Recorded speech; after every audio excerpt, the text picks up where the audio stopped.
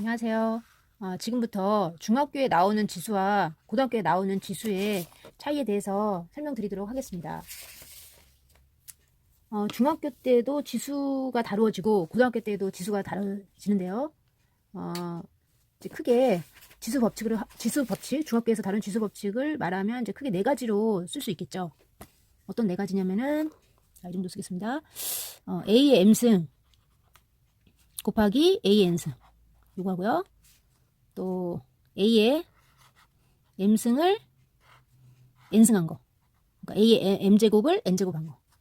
그 다음에 또 AB를 N제곱한 거. 그 다음에 A의 M승 나누기 A의 N승. 요거를 이제 간단하게 어떻게 쓰는지. 중학교 때는 이제 지수의 법칙이죠. 중학교 때는 지수의 법칙입니다.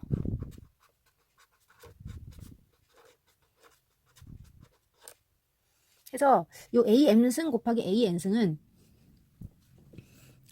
A의 N 플러스 N승으로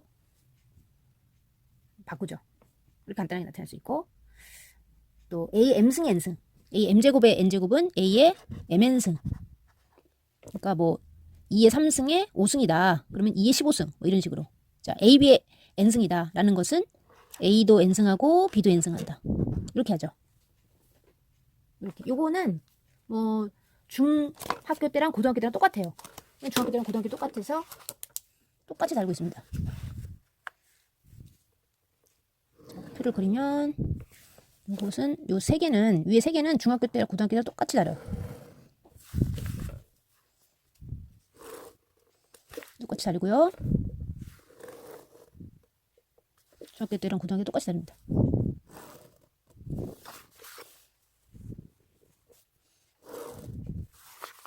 그래서 고등학교 과정에서는 이 지수가 확장이 돼요. 그래서 고등학교의 단원, 지수에 관한 단원의 이름은 지수의 확장입니다.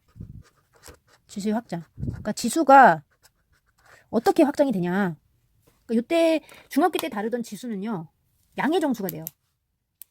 자연수죠. 그러니까 자연수. 요 중학교 때 다뤘던 요 지수는 자연수입니다. 자연수입니다.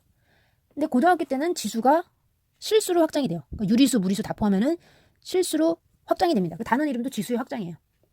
근데 요거는 공통으로 다 똑같이 써요. 여기 다 공통으로 다 똑같이 쓰입니다. 고등학교 때는.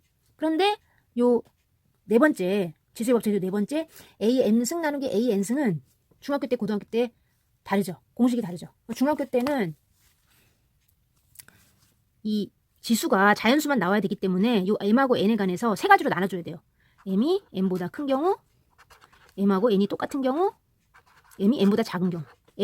N보다 크면은 그냥 지수를 봤을 때 M에서 빼주면 돼요. N은. 이게 똑같다. 이 M하고 N하고 똑같다랄 경우에는 이게 같은 수가 되기 때문에 똑같은 수를 나누면 1이 되겠죠. 그 다음에 M이 N보다 작다. M이 N보다 작다라고 했을 때는 이 큰 수에서 이 N에서 M을 빼줍니다. 양수가 나와야 되기 때문에. 자연수가 되기. 그 대신 분의 1 이렇게 역수를 하게 되죠. 그래서 M이 N보다 클 때는 이렇게. M하고 N이 같을 때는 1. 똑같은 값이니까 1. 그 다음에 N이 더 클 경우에는 큰 수 N에서 M을 빼준 다음에 역수 이렇게 해줍니다. 왜냐면 지수가 자연수만 나와야 되기 때문에 0보다 작은 경우가 생기면 안 되니까 얘가 더해주는 거죠.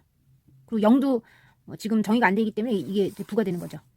근데 이제 그 지수 고등학교 때 과정에서 지수 확장에서는 얘네들은 다 똑같은데 이 경우에는 훨씬 더 간단합니다. 그냥 A에 n-n승 이렇게만 해주면 돼요.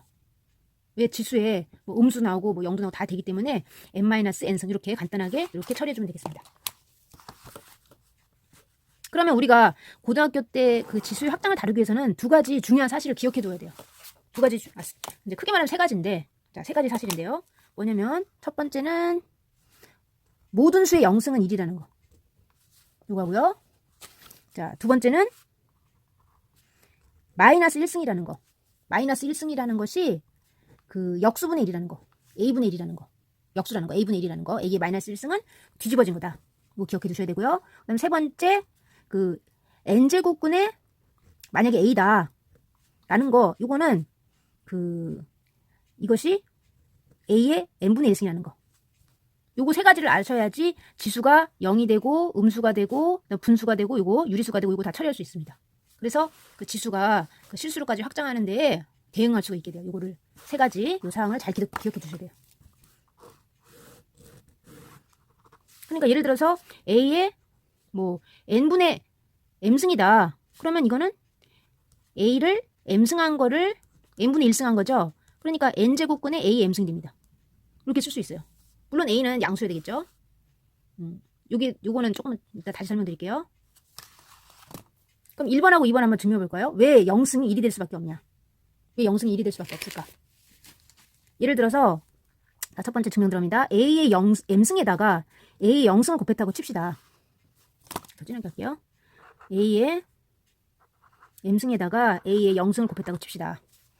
그러면 이거는 지수법칙에 의해서 A의 m 더하기 0승이 되겠죠. 그러면 m에다가 0을 더하면은 A의 m승이 될 것입니다. 그럼 자세히 보시면 A의 m승에서 A의 0승을 곱했어요. 그랬더니 자기 자신이 나왔어요. A m승에서 A 0승을 곱했더니 자기 자신이 나왔어요. 라는 것은 이 A의 0승이 뭐가 될 수밖에 없다? 1이 될 수밖에 없겠죠. 자기 자신이 나오게 하는 수는 1밖에 없죠. 곱해서. 그래서 A 0승은 1로 정의할 수밖에 없다. 되겠습니다. 자, 두 번째. A의 마이너스 1승이 왜 A분의 1로 정의되면 할까? 예를 들어서 A의 1승에서 A 1승이 1이죠. A죠. A 1승에서 A의 마이너스 1승을 곱했다고 칩시다. 그러면 이거는 A의 1에다가 그 마이너스 1을 더한 거죠. 지수 법칙에 의해서 그 지수 둘을 더한 거죠.